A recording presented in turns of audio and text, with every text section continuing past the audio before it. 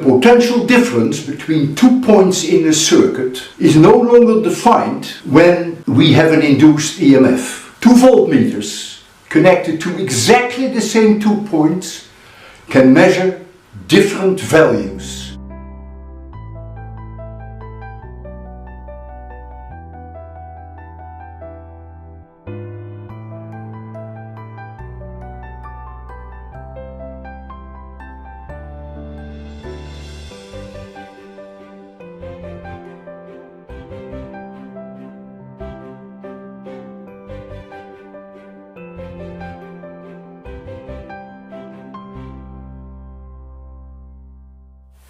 कहने का मतलब है कि इस सर्किट पे हम मान लीजिए कोई एक पॉइंट ले लेते हैं। मान लीजिए हमने यहाँ पे इससे एक पॉइंट कंसिडर किया, तो ये पॉइंट पे जो पोटेंशियल होगा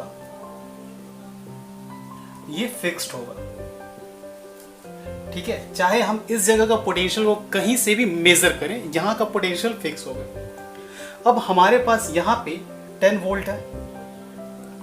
हम जानते हैं कि हाई पोटेंशियल से लोअर पोटेंशियल की ओर करंट जा रहा है, तो यहाँ पे हमारे पास करंट कितना है?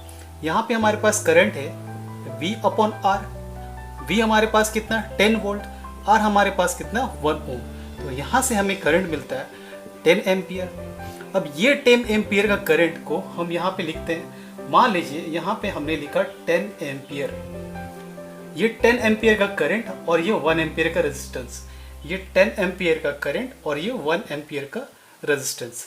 ये है I और ये है R। ये दोनों मिलकर के बन रहा पोटेंशियल, ठीक है। तो इस टर्म को अगर हम इसके साथ कंपेयर करेंगे, अब देखिए यहाँ पे ये जो पोटेंशियल है, ये पोटेंशियल को हमने लिखा है यहाँ पे, और current higher potential lower potential की ओर बढ़ रहा है, और वो पोटेंशियल ड्रॉप हमें इतना मिल रहा है 10 वोल्ट का, क्योंकि V = IR 10 वोल्ट का। अब चूंकि यहाँ पे हायर पोटेंशियल से लोअर पोटेंशियल की डायरेक्शन में बढ़ा जा रहा है, इसीलिए यहाँ पे हम लेंगे नेगेटिव साइन, और ये जो होगा ये होगा 0 के बराबर। तो अकॉर्डिंग टू डेफिनेशन हमें ये मिलता है। जहाँ पे हम देख रहे हैं कि ये जो 10 वोल्ट है ये हमारा बैटरी का पोटेंशियल है, और ये 10 वोल्ट ये पोटेंशियल ड्रॉप है।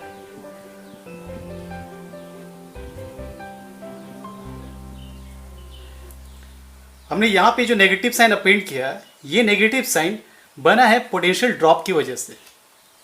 सो फर्स्ट हम जानते हैं potential falls along the direction of current in a current path. So ये हमारा बैटरी है। बैटरी के इस टर्मिनल पे हमने क्या किया, एक रजिस्टर लगाया, इस रजिस्टर को इंट्रोड्यूस किया। यहाँ पे करंट I है। अब ये हमारा हायर पोटेंशियल होगा और ये लोअर पोटेंशियल होगा। तो यहाँ पे हायर पोटेंशियल से लोअर पोटेंशियल की तरफ करंट का फ्लो होता है,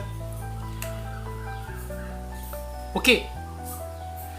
सो इस डायरेक्शन में आप देखोगे कि ये हायर पोटेंशियल से हम जा रहे हैं लोअर पोटेंशियल की ओर, यहाँ से हायर पोटेंशियल और हम जा रहे हैं लोअर पोटेंशियल की ओर।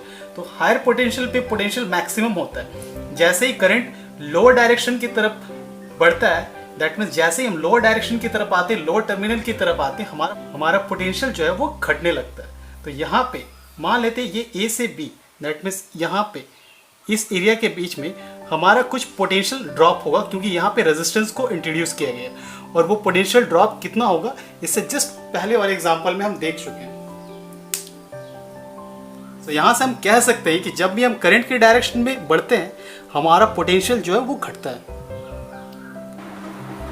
नेक्स्ट है rise potential along the path from negative terminal to positive terminal. इस चीज को समझने के लिए हम एक लूप कंसिडर करेंगे। मान लीजिए हमने एक लूप कंसिडर किया, ये लूप था क्लॉकवाइज डायरेक्शन में। क्लॉकवाइज डायरेक्शन में हमने एक लूप को कंसिडर किया। ये अगर हम क्लॉकवाइज डायरेक्शन कंसिडर करते हैं तो हम देखेंगे कि ये कुछ इस तरह से होगा। तो जब हम इस डायरेक्शन में जा रहे हैं, ये हमारा पोटेंशियल है, ये हमारा पोटेंशियल है, ठीक है। और इस डायरेक्शन में हमारा लूपिंग है।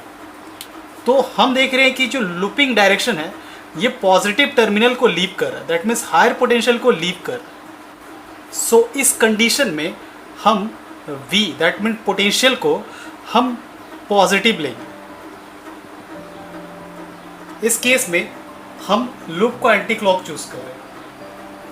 तो हम यहाँ पे देख रहे हैं कि जो लूप है उसका डायरेक्शन हमें मिल रहा है लीविंग नेगेटिव टर्मिनल के डायरेक्शन में, जिस तरफ से ये नेगेटिव टर्मिनल को लीव कर रहा है।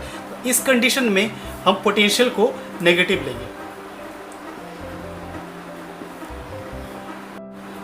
ये इंपॉर्टेंट है। मान लीजिए हमने इस सर्किट के लिए क्लॉकवाइज चूज किया, क्लॉकवाइज चूज किया है, तो यहाँ से यहाँ तक इस सर्किट को मैं यहाँ दिखा रहा हूँ। ये होगा हायर पोटेंशियल और ये है लोअर पोटेंशियल। तो ये वाला पॉइंट जब हम क्लॉकवाइज ले रहे हैं, इस कंडीशन में जिस डायरेक्शन में करंट आ रहा है उस डायरेक्शन में हम देख रहे हैं कि यहाँ पे पोटेंशियल का ड्रॉप हो रहा है। ठीक है, इस डायरेक्शन में पोटेंशियल क्या होगा, वो ड्रॉप होगा। तो इस कंडीशन में हम लेंगे इसे negative. In this case we choosing the loop in anti clockwise. So यहाँ से यहाँ तक हम जब जाते हैं, हमारा लूप का डायरेक्शन इस तरफ है, let means lower to higher, and current का डायरेक्शन इस डायरेक्शन में।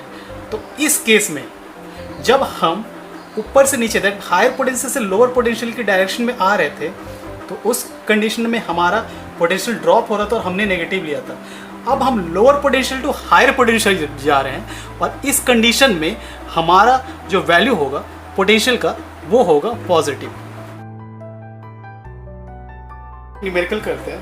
हमने यहाँ पे कंसिडर किया दो सर्किट। एक पे हमने अप्लाई किया 6 वोल्ट का पोटेंशियल, सेकंड पे 2 वोल्ट का पोटेंशियल। ठीक है, यहाँ पे I इस डायरेक्शन में फ्लो हो रहा है और यहाँ से ये दो ब्रांच में डिस्ट्रीब्यूट हो रहा है, I2 and I3। So I जो होगा ये होगा I2 प्लस I3 के। ये हम जंक्शन लॉ से ऑलरेडी पढ़ चुके हैं। इस जगह पे that means circuit A B E F A, यहाँ पे लूप 1 में हम देख रहे हैं कि हमारे पास जो पोटेंशियल है ये 6 वोल्ट का है, और साथ ही साथ जब हम इस ब्रांच पे आते हैं BE की ब्रांच में आते हैं, तो यहाँ पे हमारे पास करंट कितना है, I3 है, और रेजिस्टेंस कितना है, ये 1 एम्प ओम नहीं लिख रहा हूँ मैं, यूनिट को कंसिडर नहीं कर रहा हूँ, रेजिस्टेंस है 1 और ये होगा 0 के बराबर। अब यहाँ पे ये जो करंट है, करंट और रेजिस्टेंस, यानी कि यहाँ पे जो पोटेंशियल ड्रॉप हो रहा है इस डायरेक्शन में हो रहा है, और जो करंट का डायरेक्शन ही है, तो करंट के डायरेक्शन में हमें जब भी बढ़ते हैं उस पोटेंशियल ड्रॉप को हम नेगेटिव साइड में लेते हैं। सो यहाँ पे I3 का जो वैल्यू है ये हमें मिलेगा 6। और जब हम बात करते हैं इस सर्किट की, that means circuit BCDEB loop 2 पे, तो यहाँ पे हम देख रहे हैं कि हमारे पास जो पोटेंशियल है ये 2 वोल्ट का है। इस डायरेक्शन में हमारे, तो जब C से D आएंगे, C हायर है D लोअर है, हायर टू लोअर जा रहे हैं, तो पोटेंशियल घट रहा है। तो इस कंडीशन में हम इसे क्या लेंगे, नेगेटिव में। और जब यहाँ से हम हो करके इस डायरेक्शन में जा रहे हैं, अब देखिए यहाँ पे ऑलरेडी हम इस कंडीशन में इस ब्रांच को कंसिडर कर चुके हैं, तो सेकेंड केस में भी क्या इस ब्रांच को कंसिडर करना है, बिल्कुल करना है। तो इस डायरेक्शन में इस बार हम यहाँ पे जा रहे हैं E to B, इस लूप के अकॉर्डिंग E to B जा रहे हैं। तो जब हम इस ब्रांच को कंसिडर किए थे, तो यहाँ पे B से E जब आ रहे थे तो पोटेंशियल हमारे यहाँ पे घट रहा था, नेगेटिव में आया था। तो जब हम E to B जाएंगे, मतलब इस बार हम E to B जा रहे हैं, तो यहाँ पे पोटेंशियल जो है वो बढ़ेगा। तो इस जगह पे हम लिखेंगे I3 और I1,